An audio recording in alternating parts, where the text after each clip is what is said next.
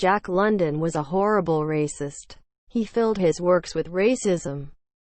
Jack London was a bastard, not knowing who his biological father was. He was also an atheist, American novelist, journalist, animal lover, and Chinese hater. Like most Anglo-Saxons, Jack London viewed Chinese immigrants in America as the Yellow Peril. Driven by racism and hate, London published The Unparalleled Invasion in 1910. The story fantasizes the destruction of China by the White Nation Alliance between 1976 and 1987. In his story, China is colonizing its neighbors and taking over the entire Earth with an ever-increasing population. Without warning, the West bombards China with multiple deadly infectious diseases. Following is an excerpt from Jack London's The Unparalleled Invasion. It was in the year 1976 that the trouble between the world and China reached its culmination. As Peking was bombarded by glass tubes, so was all China. The tiny airships dispatched from the warships contained but 2 men each, and over all cities, towns, and villages. They wheeled and curved, one man directing the ship, the other man throwing over the glass tubes. Had there been one plague, China might have coped with it.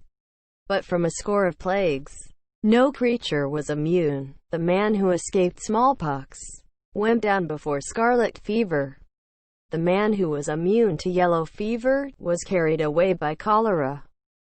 And if he were immune to that too, the Black Death, which was the bubonic plague, swept him away. For it was these bacteria and germs and microbes and bacilli, cultured in the laboratories of the West, that had come down upon China in the rain of glass. All organization vanished. The government crumbled away. Decrees and proclamations were useless. When the men who made them and signed them one moment were dead the next.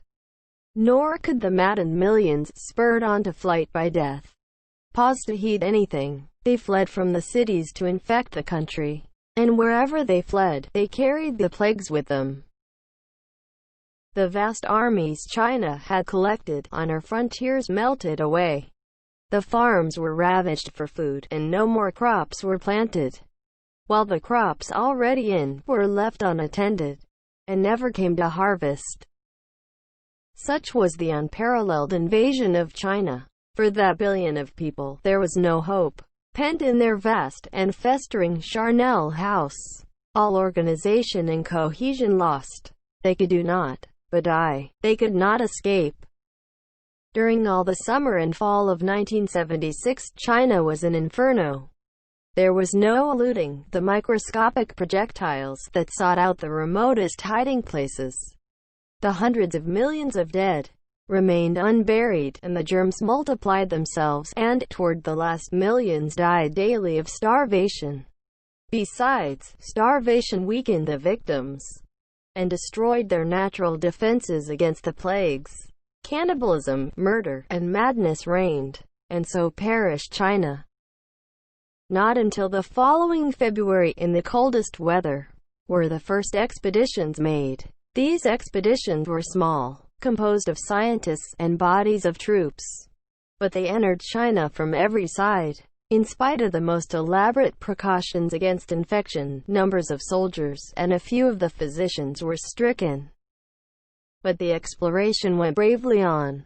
They found China devastated, a howling wilderness, through which wandered bands of wild dogs and desperate bandits who had survived. All survivors were put to death. Wherever found. And then began the great task, the sanitation of China.